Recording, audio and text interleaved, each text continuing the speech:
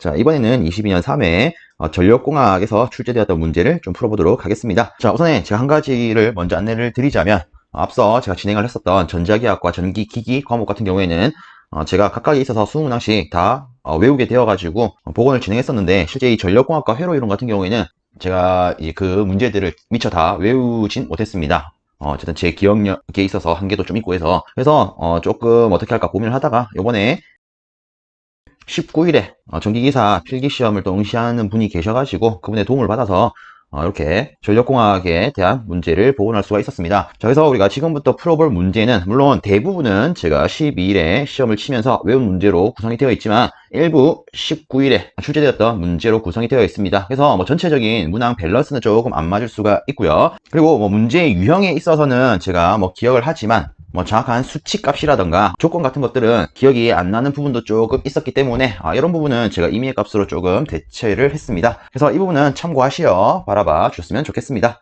자, 그러면 문제풀이 시작하도록 하겠습니다. 첫 번째 문제입니다.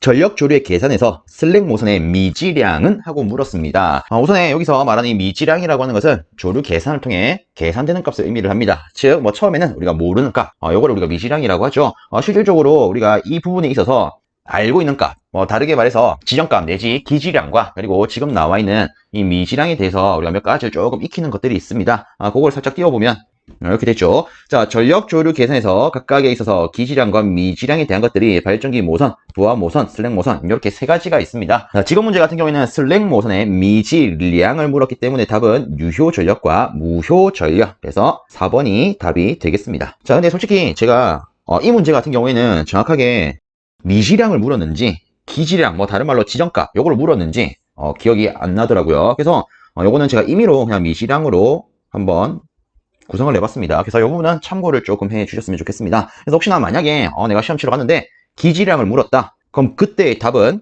요 놈이 되겠죠. 자, 그래서 체크를 조금 하면 2번 같은 경우에는 기지량 혹은 다른 말로 지정값으로 물을 때, 그리고 지금 같은 경우에는 미지량을 물었기 때문에 요 놈이 답이 된다, 이렇게 체크하고 넘어가도록 하겠습니다. 두 번째 문제입니다. 공칭 단면적이 이렇고 전선의 무게 그리고 전선의 바깥지름이 이렇게 주어진 경동연선을 경간 200m로 가설하는 경우에 이도는 약 얼마입니까? 라고 물었습니다. 그리고 그 외의 조건으로서 이 친구의 인장하중, 풍압하중, 빙설하중, 안전율 이런 값들을 다 주어져 놨습니다. 자, 어쨌든 이 문제 같은 경우에는 이도를 계산하라는 문제이기 때문에 우리가 이도 관계식을 떠올려야겠죠. 그리고 정확하게 단위는 미터.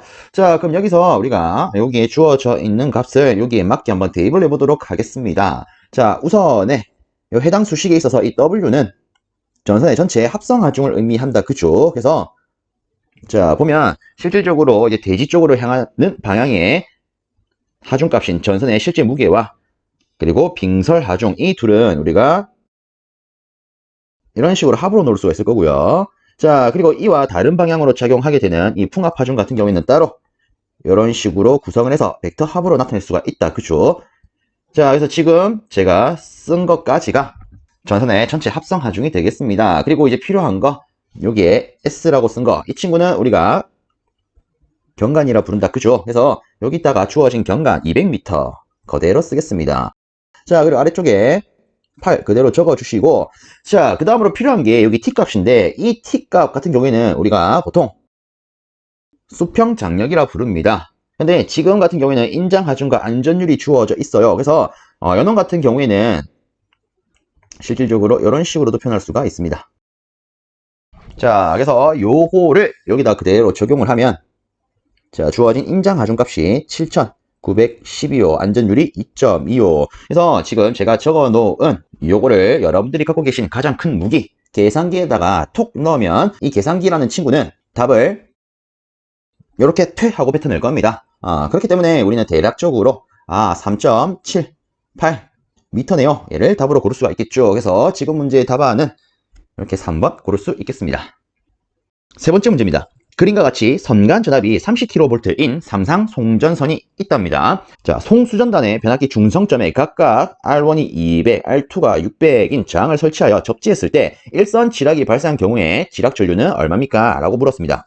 그리고 뭐 제시되지 않은 값은 무시한다. 이렇게 주어져 놨네요.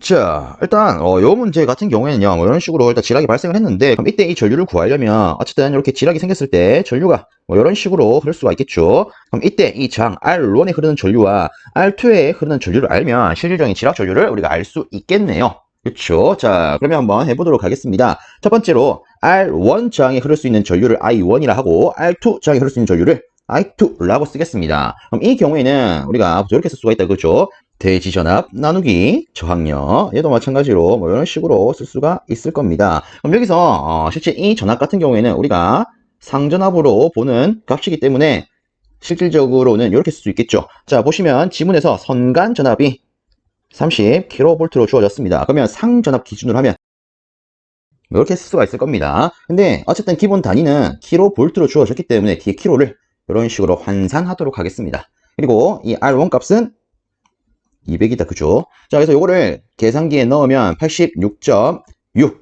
암페어가 나오게 됩니다. 자, 아래쪽도 마찬가지로 우리가 그대로 대입을 하면 이때 결과값은 28.87이 나오게 됩니다. 그럼 끝났죠. 결국 지금 제시된 조건 하에서의 지락 전류는 결국 이 둘의 합이기 때문에 이 둘을 더하면 115.47 암페어가 되겠습니다. 그래서 이 문제에서의 답안은 2번 이렇게 고를 수 있겠습니다. 자, 그럼 여기서 우리가 한 가지만 더 체크를 해보면 만약에 요 문제에 있어서 물론 지금은 제시되지 않은 값은 무시한다 이렇게 돼 있기 때문에 단순히 이렇게 풀었는데, 자, 만약에 추가로 예를 들어 이런 정전 용량 값을 준다. 물론 이 경우에는 당연히 선로의 길이 값도 줄 겁니다. 뭐 편의상 미터 기준으로 표현을 하겠습니다. 자, 이런 식으로 뭐 정전 용량을 주어주게 된다면 이때는 우리가 요놈에 의한 충전 전류 이것도 고려를 해줘야 될 겁니다. 그래서 이때는 이 충전 전류는 이렇게 계산할 수가 있겠죠. 자, 그래서 이 경우에는 실질적으로 지락 전류 I7라고 표현을 하면 각각의 실제 저항에 흐르는 값은 이렇게 합성해주고 요 충전 전류 같은 경우에는 실제 허수부로 취급하는 값이기 때문에 우리가 전체 합성을 하려면 벡터 합으로서 이런 식으로 계산할 수 있겠죠. 그래서 혹시나 모르기 때문에 이런 것도 한번 고려를 해 놓으시면 도움이 되지 않을까 싶습니다. 자, 이렇게 마무리하고 넘어가겠습니다. 네 번째 문제입니다. 발전기 또는 주 변압기의 내부 고정 보호로 가장 널리 사용되는 것은, 와, 이런 거는 딱 봤을 때 오호, 요거 2번이겠네.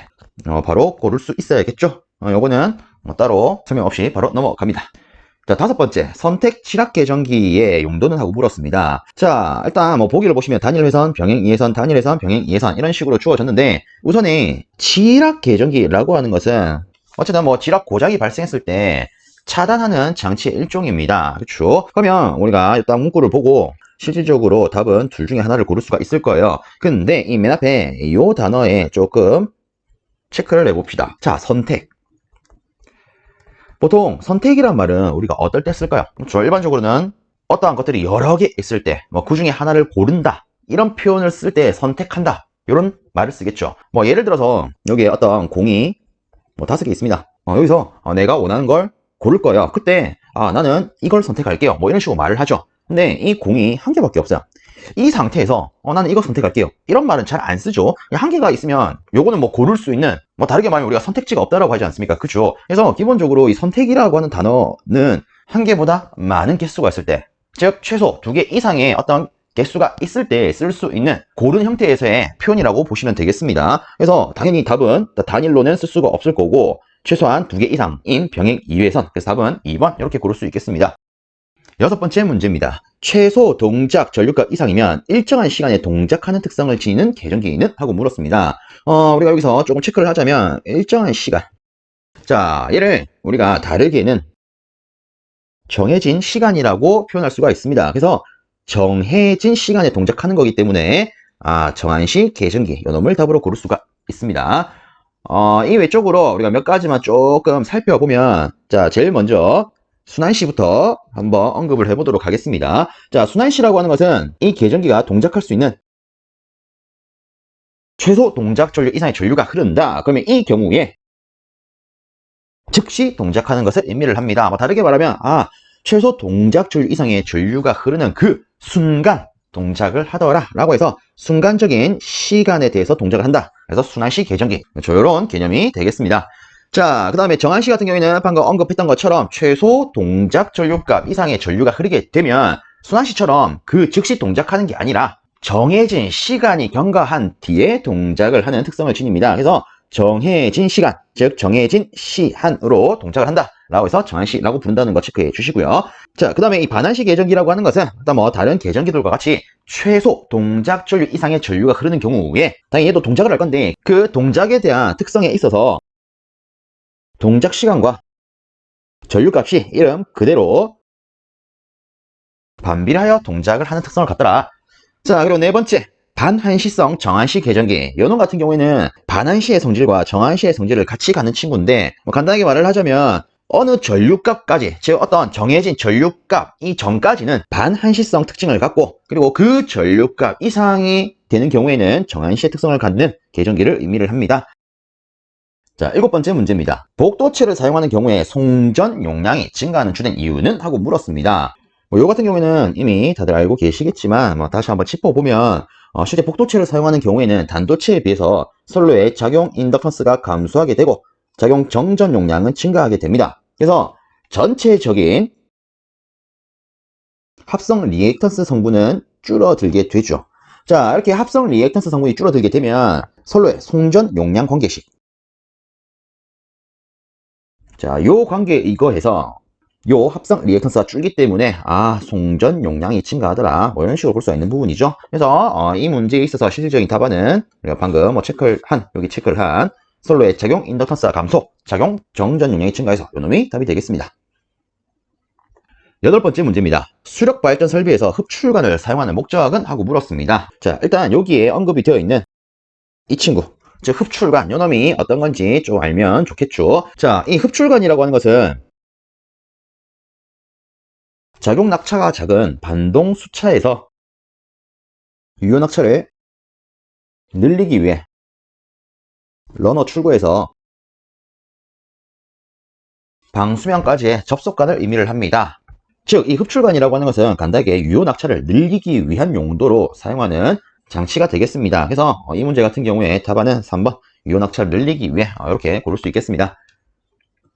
아홉 번째 문제입니다. 선로 정수에 가장 큰 영향을 주는 것은? 하고 물었습니다. 물론 여러분들이 딱 봤을 때 요놈은 다 바로 1번이겠구나 이렇게 고르실 수 있으시겠죠. 자, 일단 간단하게만 한번 언급을 해보면 이 선로 정수라고 하는 것은 다들 알고 계시다시피 우리가 흔히 말하는 R 저항, L 인덕턴스, G 누설 컨덕턴스, C 정전 용량, 이렇게 네 가지 정수를 의미를 합니다. 그래서 이거 같은 경우에는 우리가 일반적으로 전선의 종류, 굵기, 배치, 선간거리에 따라서 정해지고 그리고 송전 전압, 주파수, 전류, 역률, 기상 이런 것들에는 영향이 없는 친구들이죠. 그렇죠? 그래서 답이 1번 되겠습니다. 열 번째 문제입니다. 전력계통의 안정도 향상 방법이 아닌 것은? 하고 물었습니다. 자, 일단 내용을 읽으면서 답을 바로 골라보면 일단 안정도를 향상시키기 위해서는 선로 및 기계 리액턴스를 낮게 해야 되고요. 고속도 차단 방식을 채용하여 고장 발생 시 고장 구간을 신속히 차단해야 됩니다. 그리고 선로의 병행해선을 증가 또는 복도체를 사용해야 되고, 그리고 네 번째, 직접 접지 방식을 채용해서 건전상 전이 상승을 억제한다. 실제 요거는 전력계통의 안정도를 향상시키는 방법에 해당되지는 않습니다. 물론 우리가 딱 말만 봤을 때는 직접 접지를 하면 그래 건전상의 전이 상승이 억제됐잖아, 그럼 좋은 것 같은데 안정도 향상될 것 같은데 이렇게 볼 수 있지만 실제 이 직접 접지에 있어서 가장 큰 단점이 하나 있죠. 지락사고가 발생하는 경우에 그 지락전류가 대단히 크다는 거. 물론 이 지락전류가 크기 때문에 실제 이 보호 계정기가 감지를 더 잘할 수가 있고, 다르게 말하면 보호 계정기의 동작을 확실시 할 수 있는 좋은 점도 있겠지만, 기본적으로 이 큰 전류로 인해서 인접한 통신선에 유도장애를 일으키기도 하고요. 그리고 또 연결된 기기들에 있어서 정기적으로 큰 충격을 주게 됩니다. 그리고 이 직접 접지 같은 경우에는 실제 이제 저항이 거의 0에 가깝도록 시설한 접지이기 때문에 이때 흐르는 지락전류가 굉장한 저역률의 전류이기도 합니다. 어쨌든 이런 것들이 주변에 여러 장애를 일으킬 수 있기 때문에 실제 그에 따른 과도 안정도는 떨어지게 됩니다. 그래서 이 직접 조치 방식은 실제 안정도 향상 방법이 아니라 안정도를 좀 떨어뜨리는 방법으로 볼 수가 있겠습니다. 그래서 답은 4번이라는 거 체크해 주시고요. 그리고 뭐 이 외적으로 안정도 향상 방법에 대해서 조금 보면 요렇습니다. 자, 여기 보면 제가 뭐 추가로 뭐 한 번씩 시험에 출제가 되는 혹은 보기로서 주어지는 내용을 한번 띄워봤는데 그냥 간단히 뭐 눈으로만 보면서 넘어가도록 하겠습니다. 그냥 복습 겸 혹은 뭐 내 머릿속에 확실히 각인시킬 겸 이렇게 그냥 눈으로 확인한다 이렇게만 바라봐 주세요. 자, 여기서 보면 송전선로의 안정도 향상 대책으로 첫 번째, 발전기 및 변압기의 리액턴스를 작게 합니다. 근데 솔직히 이와 똑같은 말이 단랍비를 크게 한다 이렇게도 볼 수가 있죠. 자, 그리고 선로의 병행해선 증가시키거나 복도체를 사용하면 되고요. 직렬 콘덴서를 설치해서 선로 자체의 유도성 리액턴스를 보상하는 방법도 있습니다. 그리고 소극 여자 방식, 중간 조상 방식, 적당한 중성점 접지 방식, 그리고 고속도 차단 방식, 고속도 제페로 방식. 역시 뭐 거의 같은 맥락이죠. 어쨌든 뭐 이런 방식들을 채용을 하는 방법들도 있더라. 그래서 뭐 이런 것들이 있더라. 이렇게 참고적으로 보시길 바랍니다. 자, 그리고 실질적으로 우리가 이 문제를 하면서 뭐 직접 접지에 대한 내용을 제가 뭐 말로써 언급을 했는데 요거에 대해서도 한번 짚고 넘어가면 조금은 좋지 않을까 싶어서 내용을 또 하나 넣어봤습니다. 자, 그래서 보면 직접 접지 방식의 특징. 그래서 요것도 일단 여러분 입장에서는 뭐 이미 다들 알고 계실 거라고 생각을 해요. 그래서 복습 겸 그렇죠. 다시 한번 더 체크하는 용도로 바라봐 주십시오. 자, 일단 직접 접지 방식이라고 하는 것은 저항이 0에 가까운 도체로 중성점을 접지하는 것을 의미를 합니다. 자, 그리고 다음으로 이 직접 접지 방식 같은 경우에는 일선 지락 고장 시 건전상 전이 상승이 거의 없고요. 그리고 절연 레벨이 경감되기 때문에 단절연이 가능합니다. 그리고 뭐 이와 연계해서 맨 아래쪽에 보시면 피레기의 동작 층무가 경감이 되죠. 자, 이렇게 보면 일단은 좋아요. 그쵸? 자, 그리고 추가적으로 지락 전류가 크기 때문에 실제 고장 검출이 용이합니다. 그래서 제가 앞서 말로만 언급했던 것처럼 보호 계정기의 동작을 신속하게, 즉 보호 계정기의 동작을 확보할 수가 있죠. 그리고 가장 큰 단점이 이제 이런 거 아니겠습니까? 큰 지락 전류로 인해서 근접한 통신선에 유도 장애가 발생을 하고요. 연결된 기기에 큰 충격을 주기 쉽습니다. 그리고 이 지락 전류 같은 경우에는 일단 저역률의 대전류이기 때문에 과도 안정도가 나빠지더라. 그래서 실질적으로 이 직접 접지 방식 같은 경우에는 안정도 향상 대책이 아니라 안정도를 나쁘게 할 수 있는 뭐 그런 방법이다 이렇게 볼 수 있겠습니다. 자, 그리고 다음으로 한 번씩 또 이제 여러분들이 공부를 하시다 보면 관도 문제를 풀다 보면 각 접지 방식에 대해서 비교하는 문제들도 종종 나옵니다. 그래서 제가 또 이렇게 표를 만들어서 한번 넣어봤습니다. 자, 일단 한번 보면 요 아래쪽이 조금 잘렸네요. 살짝 올리겠습니다. 자, 일단은 뭐 비접지 방식, 직접 접지 방식, 그리고 저항 접지 방식, 소리액터 접지 방식 이렇게 네 가지가 있고 주로 시험에서 많이 언급을 하는 뭐 이런 절연 레벨부터 보호 계정기의 뭐 적용 여부까지 이렇게 한번 정리를 해봤습니다. 일단 큰 틀로 봤을 때는 간단하게 이 직접 접지 방식 외에 나머지는 같이 묶여서 간다 이렇게 봐주시면 조금 편합니다. 그래서 일단 이 직접 접지 방식부터 보면 이놈 같은 경우에는 앞서 봤던 것처럼 절연 레벨이 매우 낮습니다. 뭐 다르게 피레기 책임이 경감이 되고요. 지락 전류는 겁나게 커요. 그리고 건전상 전이 상승은 거의 없죠. 굉장히 작습니다. 대신 유도장이 크고 과도 안정도가 낮고 보호 계정기를 확실하게 적용시킬 수가 있습니다. 자, 근데 나머지를 보면 이제 반대 개념이라고 보시면 됩니다. 자, 보면 비접지 방식 같은 경우에는 절연 레벨이 매우 높습니다. 저항 접지도 높아요. 소호 리액터도 높아요. 물론 뭐 얘는 매우 높아요. 뭐 이렇게 돼 있지만 어쨌든 그냥 이 체크한 세 가지는 높은 개념이지 않습니까? 그리고 지락 전류 같은 경우에는 작아요. 얘도 작아요. 그리고 건전상 전이 상승은 크네요. 얘도 커요. 어쨌든 큰 개념에 속하죠. 자, 그 다음으로 이 유도 장애를 보시면 얘 작아요. 근데 이 저항 접지를 보니까 저항이 크면 적고 저항이 작으면 크대요. 자, 일단은 실질적으로 얘 저항값에 따라서 이런 특성을 가지고 있는데 일단 저항이 작은 기준으로 보면요. 저항이 작은 거. 자, 우리가 저항을 계속 줄인다라고 생각을 하면 결국 어떤 접지 방식에 가까워지느냐? 그렇죠. 저항이 0인 이 직접 접지 방식. 여기에 가까우신다라고 볼 수 있겠죠. 그렇죠? 그래서 이 저항이 작은 기준으로 보시게 되면 유도 장애가 커요. 자, 여기 보시면 직접 접지 크죠. 그리고 과도 안정도도 저항이 작으면 낮죠. 그리고 보호 계정기 저항이 작으면 적용 가능하죠. 그래서 저항이 낮은 기준은 직접 접지에 좀 가까운 기준이다 이렇게 볼 수가 있고요. 그래서 우리 시험 같은 경우에는 대체적으로 일반적인 저항 접지를 이미 할 때에는 저항이 큰 기준으로 보시면 되겠습니다. 아시겠죠? 그래서 자, 지금 제가 체크한 기준으로만 바라봐 주십시오. 자, 저항이 큰 기준만. 그래서 보면 비접지, 소호 리액터, 저항 접지에 있어서 유도 장애는 싹 다 작고 이렇게 묶어서 갈 수 있겠죠.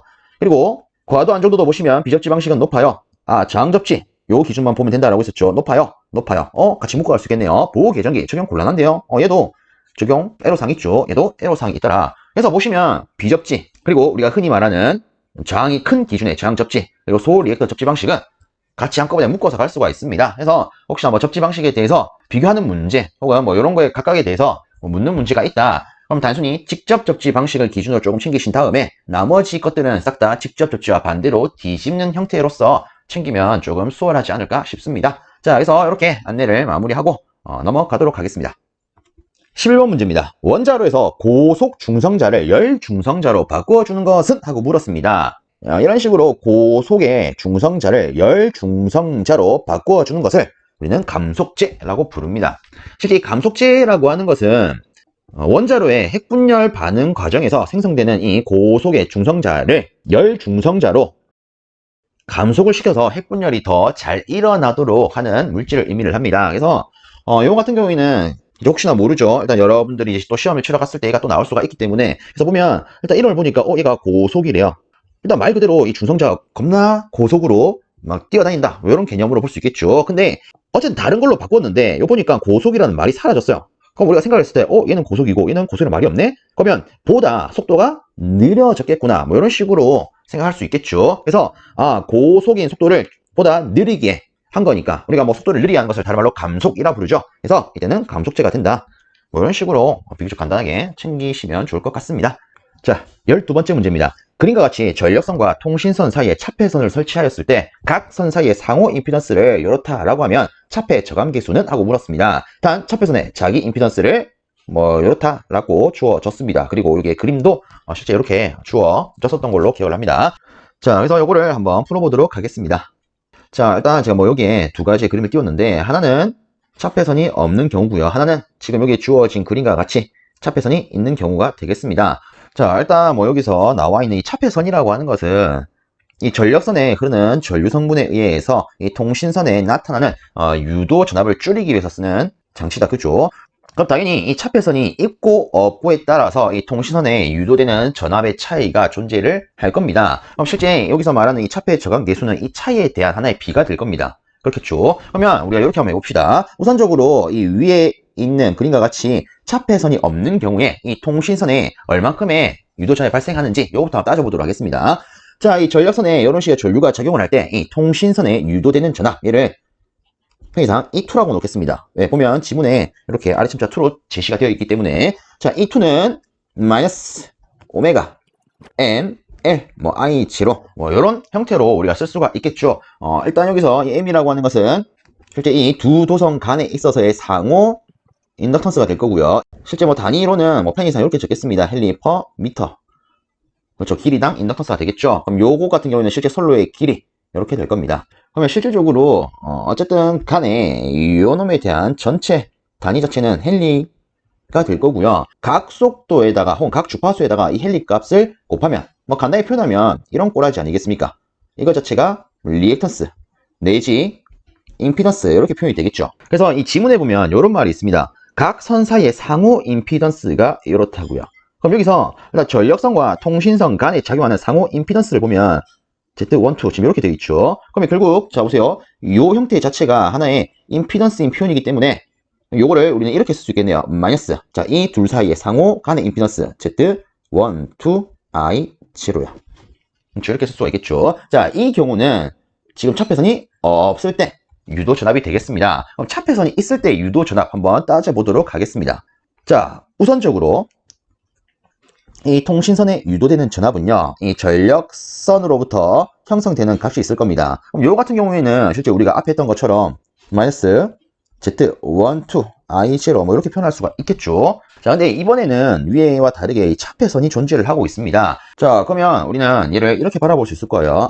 이 전력선에서 물론 이 통신선에 이렇게 유도 전압을 형성을 하지만 중간에 선이 하나 더 있는 개념이기 때문에 이 전력선이 차폐선으로 유도 전압을 하나 형성을 할 거고요. 그쵸? 그러면 그에 의거해서, 그 전압에 의거해서 뭐 이렇게 지금 그림에 주어진 것과 같이 이렇게 전류가 형성이 될 겁니다. 그러면 이 전류의 변화로 인해서, 즉 이 차폐선에 의해서 이 통신선에 또 하나의 유도 전압을 형성하겠다. 뭐 이렇게 우리가 해석할 수 있겠죠. 그러면 처음에 일단 이 차폐선에 유도되는 전압관계식을 먼저 한번 적어보도록 하겠습니다. 자, 이때를 그냥 저는 편의상 1하고 쓰겠습니다. 자, 요거 같은 경우에는 이제 이렇게 볼 수 있겠죠. 우리가 앞서 일단 두 선에 있어서 유도 전압을 간단히 마이너스 상호간의 임피던스 그리고 실제 영향을 주는 측에 대한 전류를 곱한 것으로 표현했습니다. 그럼 얘도 이렇게 표현할 수 있겠죠.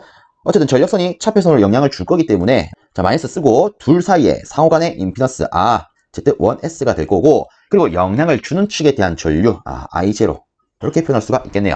자, 그 다음에 우리가 다시 이 차폐선으로부터 이 통신선에 작용되는 유도 전압을 나타내면 이때는 그냥 편의상 E2 다시라고 표현을 하겠습니다. 자, 그럼 여기에 이 차폐선에 작용하게 되는 이 전류를 I1이라고 했을 때 우리는 얘를 이렇게 쓸 수가 있을 겁니다. 마이너스 둘 사이의 상호 임피던스 Z2S요. 그리고 영향을 주는 측의 전류 I1요. 자, 그럼 이렇게 따지고 보면 자 보세요. 애초에 이 통신선 같은 경우에는 전력선으로부터 영향을 받게 되는 유도 전압이 있고 차폐선으로부터 영향을 받게 되는 유도 전압이 있습니다. 그럼 실질적으로 이 통신선의 전체에 나타나는 유도 전압은 이놈과 이놈의 합이 되겠죠. 그래서 이를 다시 적어 보겠습니다. 자, 이때 이것을 우리가 통합으로 그냥 E2라고 쓰겠습니다.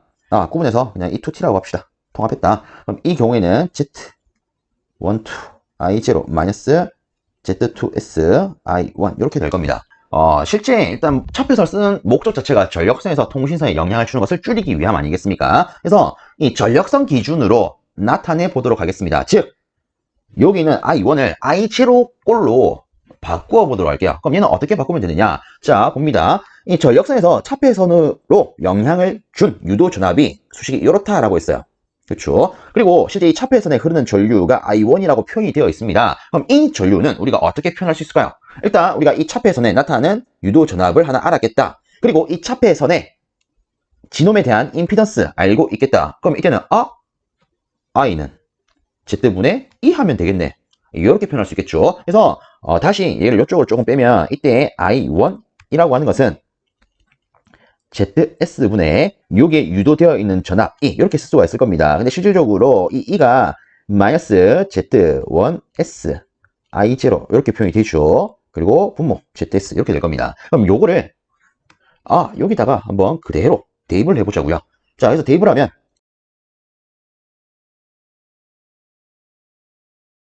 자, 그럼 이때 여기에 있는 마이너스가 그렇죠. 상호 호환적으로 작용을 해서 플러스로 일단 바뀔 거고요. 자, 그리고 우리가 이렇게 봤을 때 이 앞에 있는 이 꼴과 유사한 형태로 하나 만들어 주기 위해서 이렇게 한번 해볼게요. 요 뒤에 항에 있어서 분모 분자에다가 Z12를 싹 다 취해 주겠습니다. 즉, 뭐 다시 적어보면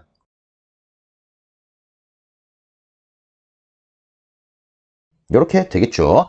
자, 근데 실질적으로 얘 같은 경우에는 어쨌든 이렇게 놨을 때 둘이 약분되기 때문에 원래 형태와 이제 똑같은 꼴이 됩니다. 그렇죠. 그래서 이렇게 위아래로 취했을 때 전혀 뭐 문제될 건 없겠죠. 자, 이때 우리가 얘를 어떻게 할 것이냐. 마이너스 Z12 I0로 묶어낼 겁니다. 그럼 이렇게 되겠죠. 앞에는 1이 될 거고요. 뒤에는 마이너스. 그리고 실질적으로 이 두 개로 묶었기 때문에 얘와 얘는 앞으로 묶여서 나갈 거고요. 나머지만 적어보면 이렇게 될 겁니다. 자, 그럼 여기서 우리가 차폐선이 없을 때와 있을 때 값을 다시 한번 비교해보면 차폐선이 없을 때 통신선에 유도되는 전압은 이 형태였습니다. 그렇죠? 근데 차폐선이 있을 때 유도되는 전압은 자 보시면 여기까지는 차폐선이 없을 때 유도되는 전압과 같습니다. 근데 뒤에 요만큼이 곱해져 있다. 그죠? 근데 이 곱해져 있는 이 값을 잘 보면 1에다가 이만큼의 값이 빠진 걸 알 수가 있습니다. 그럼 우리가 대략적으로 생각해 볼 수 있는 것은 만약에 뭐 얘가 0.5의 값을 갖는다. 그러면 이 전체는 1 빼기 0.5 그러면 뭐 0.5가 되겠죠. 그럼 유의값에다가 이 0.5만큼 곱해진 거기 때문에 차폐선이 없을 때보다는 이 유도 전압의 영향이 절반이 되겠구나. 뭐 이런 식으로 볼 수가 있겠죠. 그래서 이 뒤에 있는 요 놈을요 우리가 정확하게 차폐선을 설치를 했을 때 차폐 저감계수라고 부르는 친구가 되겠습니다. 자, 그러면 여기서 일단 보기를 보니까 이 꼬라지가 일단 눈에 보이죠. 답은 1번요. 그래서 이 문제 같은 경우에는 우리가 요놈이 답이다 이렇게 볼 수가 있는데 자 물론 제가 이렇게 한번 이끌어는 내봤는데 솔직히 시험장 가서 이거를 생각하기란 쉽지 않을 겁니다. 그래서 그냥 간단하게 편법으로 갖고 가도록 합시다. 자 일단은 우리가 요 형태를 봤을 때 만약에 이 뒤에 항이 0이다 그러면 이 전체 수치는 딱 1만 남을 겁니다. 얘가 퍼센트로 하면 100%가 되는 거겠죠. 그럼 일단 이 뒤에 어떤 항이 빠진다는 것은 이 전체는 100%보다는 작은 된다. 이런 의미가 될 겁니다. 그럼 이때 이 뒤에 1에서 빠지는 이 뒤에 값은 우리가 어떻게 갖고 갈 것이냐? 차폐선을 기준으로 가운데 분의 양끝성분 뭐 이렇게 챙기시면 좀 쉽게 들고 갈 수 있을 거예요. 즉 1 빼기 자 차폐선 기준으로 가운데 있는 거 ZS 그리고 실제 뭐 전력선 통신선이 있고 어쨌든 차폐선 기준으로 보는 거니까 이 가운데 작용하는 이 Z1, 2 적어줍니다. 그리고 차폐선 기준으로 끝쪽으로 작용되는 이 두 개를 위로 보내주는 거죠.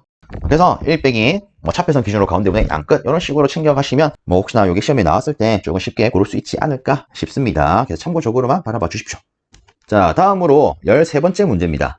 3상 3선식의 전선 소요량에 대한 3상 4선식의 전선 소요량의 비는? 하고 물었습니다. 그리고 밑에 조건으로 배전거리, 배전출력, 전력 손실은 같고 4선식의 중선선 굵기는 외선의 굵기와 같으며 외선과 중성선 간의 전압은 3선식 선간차가 같다. 뭐 이런 식으로 일단 대체적으로 모든 값이 일정하다. 이런 식으로 조건을 줬습니다. 자 일단 우리가 요거를 알려면 각 방식에 대한 전선 소요량의 비를 좀 알아야겠죠. 그래서 여기다가 한번 적어 보겠습니다. 일단 뭐 여기에 주어진 것과 같이 뭐 요런 것 등이 일정 내지 같을 때 단상 2선식, 단상 3선식, 3상 3선식, 3상 4선식에 대한 전선 소요량의 비는요. 일단 기본적으로 요 놈을 기준으로 하기 때문에 즉 단상 2선식을 기준으로 하기 때문에 얘는 그냥 1이 됩니다. 즉 100%가 됩니다. 그리고 저는 요 놈들을 이렇게 갖고 갑니다. 일단 3이 뒤에 있는 것들 그리고 3이 앞에만 있는 거 이렇게 좀 기준을 잡을 건데 우선 얘 같은 경우에는 3이 두 개가 있긴 하지만 항상 뒤에 거를 기준으로 우선적으로 생각을 해 줍니다. 그래서 이 3이 뒤에 있는 것들은 항상 그에 대한 분자는 3이 나옵니다. 그러면 거꾸로 이 3이 앞에 하나만 있는 것은 반대로 자 뒤에 있을 때는 분자로 같지 않습니까? 그럼 앞에 있는 것은 그냥 분모로 가더라. 자 그리고 이렇게 해놓고 요놈 분자 같은 경우에는 맨 위에 있는 이 기준값이 그대로 오고요. 그 다음에 3상 3선식 즉 요놈에서 위로 한 단계 올라갈 때는 이 두 개를 더해 줍니다. 그리고 한 단계 더 올라갈 때는 두 배를 내줍니다. 뭐 저는 뭐 이런 식으로 씁니다. 그래서 다시 얘를 기준으로 3이 뒤에 있는 것은 분자 얘 적어주고 앞에 있는 것은 분모에 적어주고 똑같이 1 그대로 적어준 다음에 두 개 더해서 4분의 3 곱하기 2에서 8분의 3 물론 이 사람마다 좀 쉽게 갖고 가고자 하는 그 기준이 다를 수 있습니다. 그래서 저는 뭐 이렇게 갖고 간다는 거 참고적으로만 바라봐 주십시오.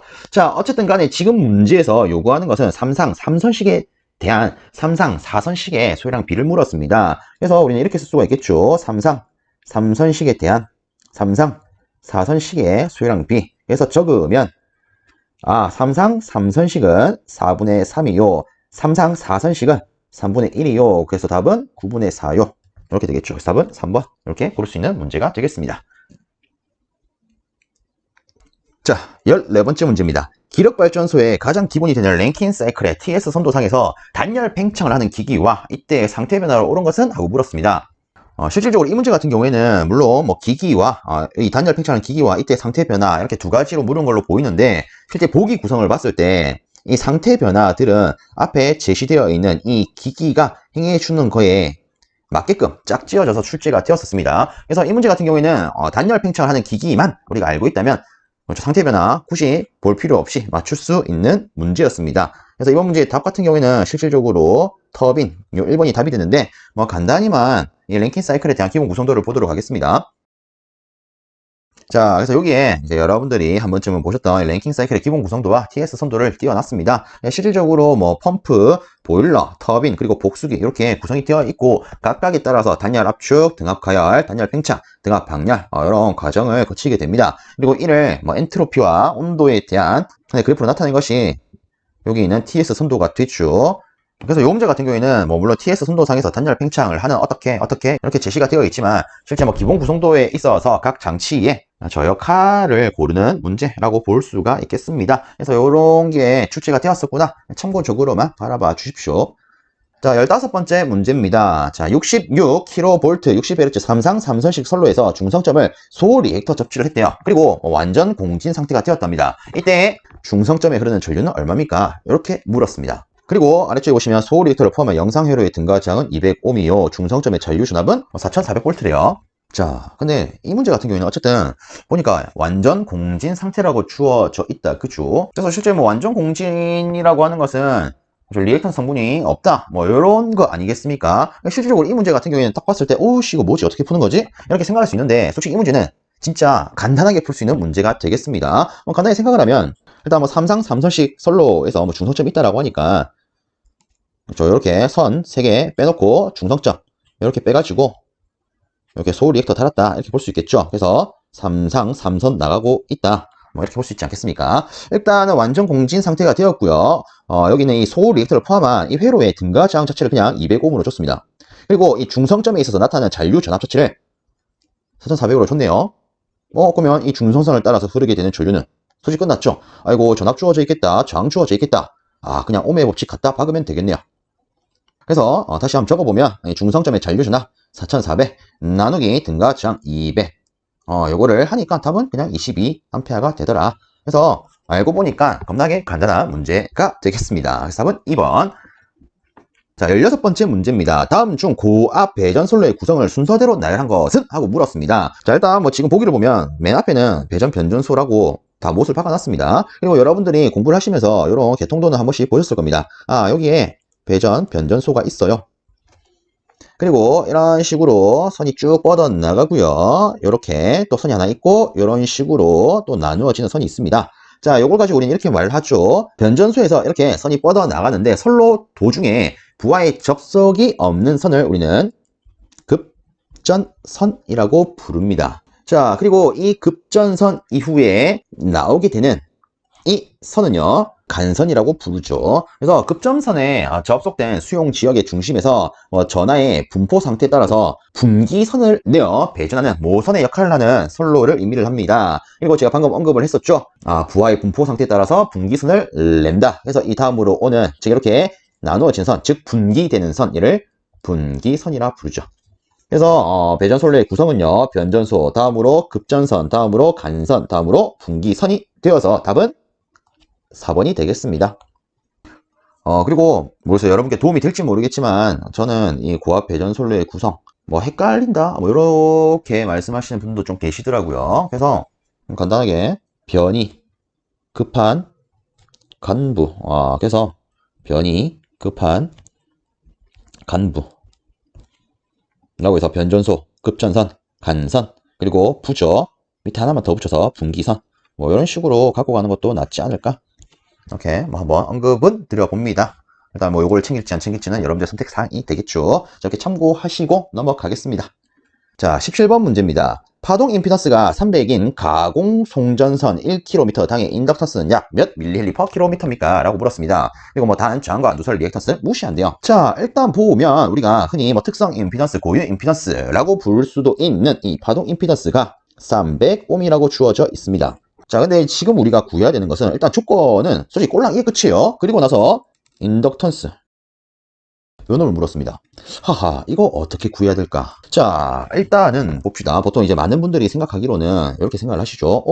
아니, 이 파동 임피던스는 일단 뭐 인덕턴스를 구하라고 했기 때문에 C분의 L 이렇게 쓰면 될 거고, 그럼 이때 보니까 이거 이 C가 필요한데 C가 없네. 와, 이거 뭐지? 출제가 뭐 잘못됐나? 뭐 이렇게 생각할 수도 있을 겁니다. 실질적으로 이 파동 임피던스 같은 경우에는 실제 이런 관계를 또 가지고 있죠. 자, 그래서 한번 적어보면요. 자, 일단 우리가 흔히 전선로에서 사용하는 이 정전 용량 같은 경우에는 마이크로 페럿 퍼 킬로미터의 단위를 씁니다. 근데 이 인덕턴스 같은 경우에는 미리 헬리 퍼 킬로미터 이런 단위를 쓰죠. 그럼 이때 우리가 이 C와 L 대신에 쓸 수 있는 게 이런 게 있습니다. 로그 R분의 D 분의 0.02413. 어떤 느낌 나죠? 그럼 여기는 뭘 쓸 것이다? 0.4605 로그 R분의 T를 쓸 것이다 라는 거요. 자, 그리고 여기서 우리가 한 가지 더 고려를 해야 됩니다. 실제 전선로에서 일반적으로 사용하는 단위가 요거 아닙니까? 즉 마이크로와 밀리 생각해 줘야겠죠. 그래서 여기다가 10의 마이너스 6승 곱하기 10의 마이너스 3승. 자, 요거를 취해 주게 되면 이 결과값으로 138 로그 R분의 T가 나오게 됩니다. 그러면 이 문제 같은 경우에는 우리가 이 L 같은 경우에 뭐 간단하게 우리가 0.4605 로그 R분의 T라고 치면 이 특성 임피던스 관계가 결국 138 로그 R분의 T로 나타낼 수 있기 때문에 여기서 이 로그 R분의 T 값 구할 수 있을 거고 이 값을 여기다가 넣으면 끝나겠네. 이렇게 풀 수 있겠구나. 이렇게 생각할 수 있지 않겠습니까? 자, 그래서 요거를 한번 시행을 해 봅시다. 자, 일단은 우리가 첫 번째로, 자, 특성 임피던스 관계를 다시 한번 적으면, 즉, 파동 임피던스 관계로 다시 한번 적으면, 300옴은요, 138 로그 R분의 T가 됩니다. 이렇게 쓸 수가 있겠죠. 그럼 여기서 알 수 있는 거, 로그 R분의 T라고 하는 것은 138분의 300. 이렇게요. 자, 그럼 두 번째, 우리가 구하고자 하는 인덕턴스는 이렇게 될 겁니다. 0.4605 로그 R분의 T요. 그리고 실제 우리가 이 식을 썼을 때에는 기본적으로 요 놈의 단위 자체가 미리헬리 퍼 킬로미터가 되죠. 그렇죠. 요거 참고적으로 한번 봐주시고요. 그럼 여기다가 우리가 방금 썼던 요거를 탁 대입하면 되겠네요. 즉, 우리가 구하고자 하는 값은 0.4605 곱하기 138분의 300요. 그래서 이 친구를 계산기에 넣어 보니까 1 정도가 나오더라. 그래서 답은 2번 이렇게 되겠습니다. 다음으로 18번 문제가 되겠습니다. 자, 보면 유효 낙차가 100, 그리고 최대 사용 수량이 요렇코롬, 그리고 수차효율이 요렇코롬 되어 있는 수력발전소의 연간 발전 전력량은 몇 킬로와트아워입니까? 라고 물었습니다. 다음 발전기 효율은 85%래요. 자, 일단 우리가 한번 생각을 해볼게요. 자, 일단 요 문제 같은 경우에 보면요, 일단 수력발전소가 언급이 되어 있습니다. 그렇기 때문에 우리는 일반적으로 수력발전소의 출력, 즉 P 킬로와트는 9.8 QH 요 놈을 생각할 수가 있겠죠. 물론 좀 더 정확하게 적으면, 만약에 지문에 여유 계수가 주어져 있다. 그럼 이 뒤에 여유 계수 K를 곱할 수가 있을 거고요. 그리고 이 수력 발전기 기준으로 우리가 수식을 세우면 오른쪽에 이타를 곱할 수가 있습니다. 자, 근데 거꾸로 만약에 펌프용 전동기를 묻는다. 자, 펌프용 전동기 같은 경우에는 왼쪽에다가 이타를 곱해서 표현할 수가 있습니다. 자, 이 경우에는 펌프용 전동기요. 그래서 실제 이 펌프용 전동기나 수력 발전소의 출력식이나 형태가 비슷합니다. 이타가 오른쪽에 붙느냐 왼쪽에 붙느냐 그 차이죠. 우리가 흔히 이제 발전기와 전동기에 있어서 원리라고 부르는 식들이 있습니다. 자, 간단히 한번 짚어보고 가겠습니다. 발전기의 원리로 쓸 수 있는 게 플레밍의 오른손 법칙이 있고요. 전동기의 원리로 볼 수 있는 게 플레밍의 왼손 법칙이 있죠. 그럼 이거 그대로 갖고 가십시오.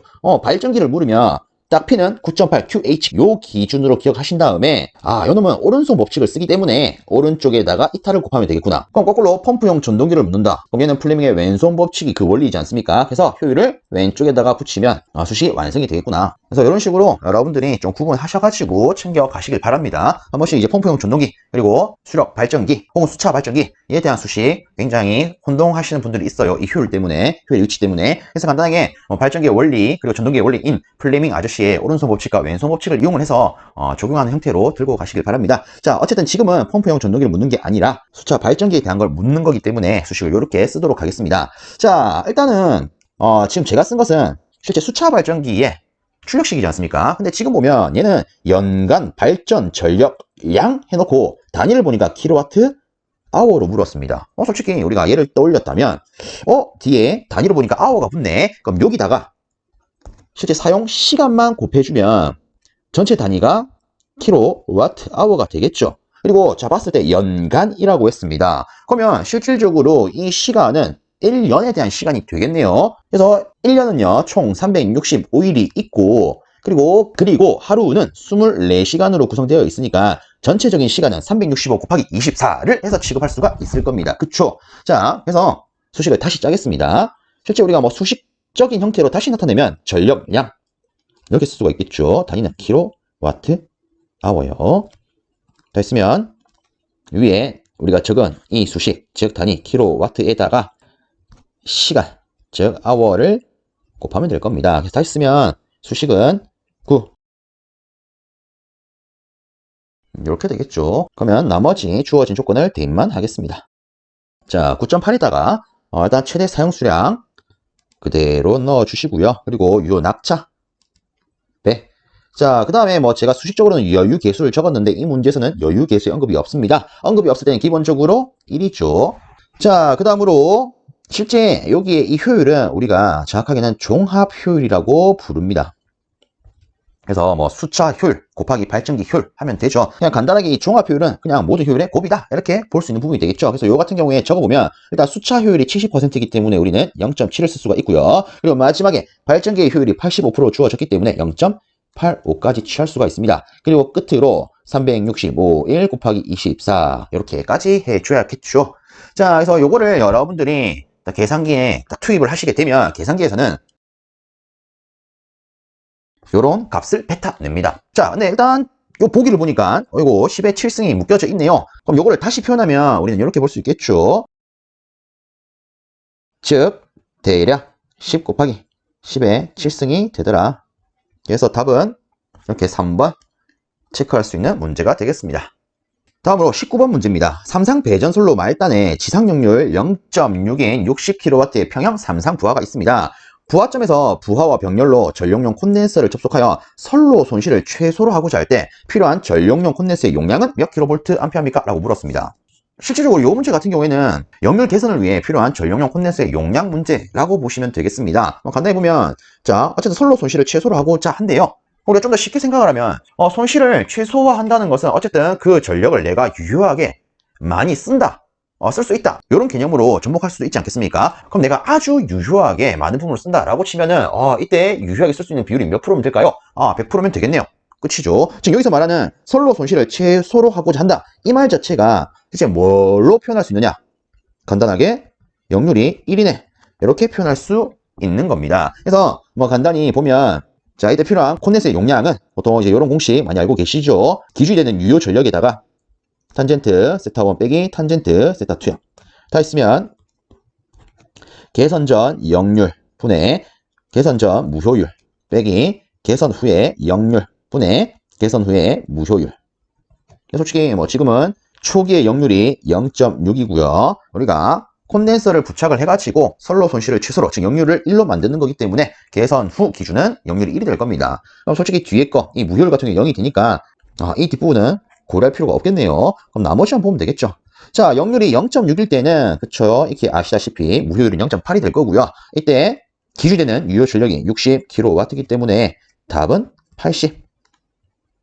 80kVA가 되겠죠. 그래서 답은 3번이 되겠습니다.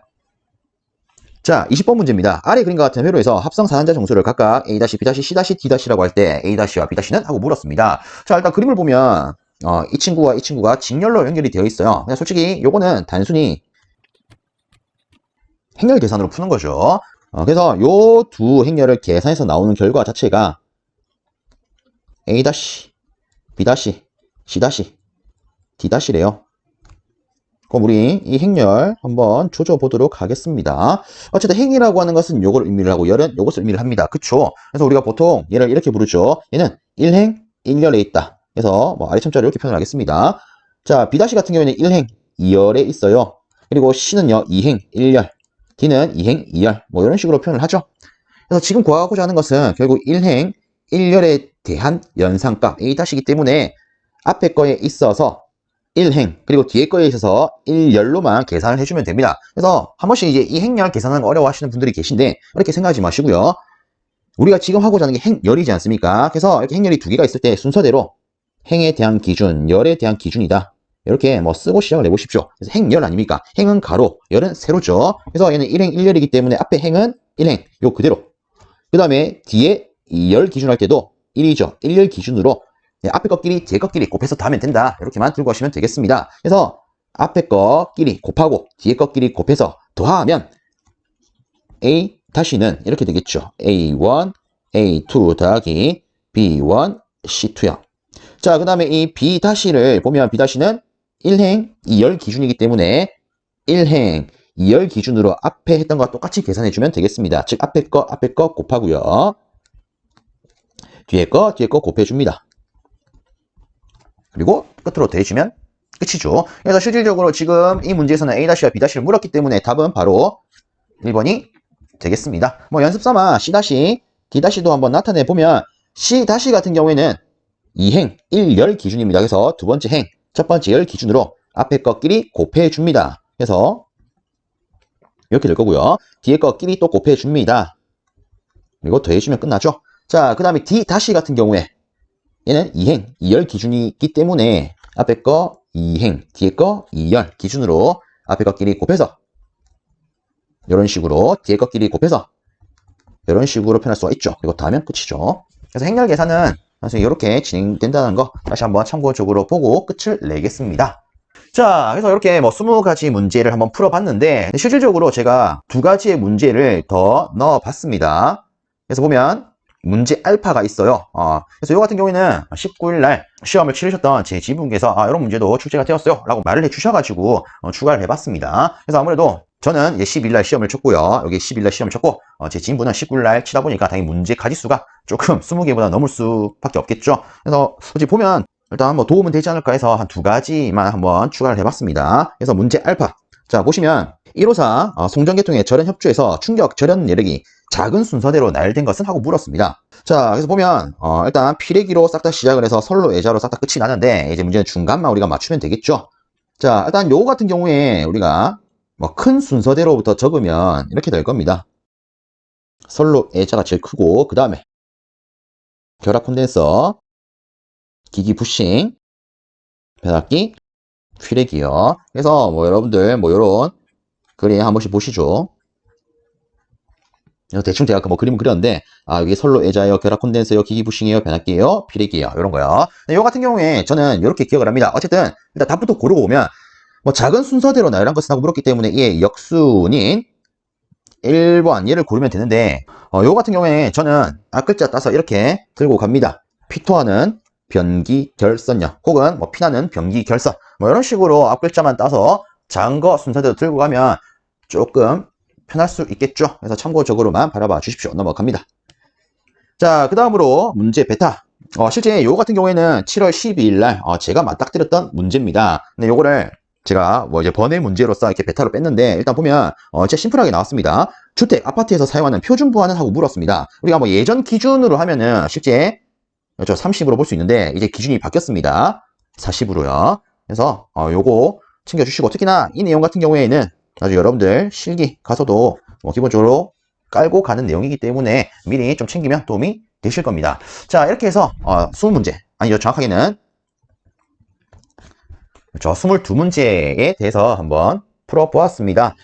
물론 지금 제가 이제 보고 난 시점 자체가 우리 전기기사 CBT가 거의 끝나가는 시점이 되죠. 그래서 제가 좀 보다 많은 분들께 도움을 못 드린 것 같아서 조금 마음이 좀 거시기 하긴 한데, 자, 어쨌든 뭐 앞으로 시험을 또 준비하시는 분들도 있고, 그리고 아직 시험이 남으신 분도 있기 때문에 지금이라도 비교적 좀 많은 분들께 도움이 되었으면 좋겠습니다. 자, 어쨌든 전 여기서 마무리 짓겠습니다. 여러분들 수고 많으셨습니다.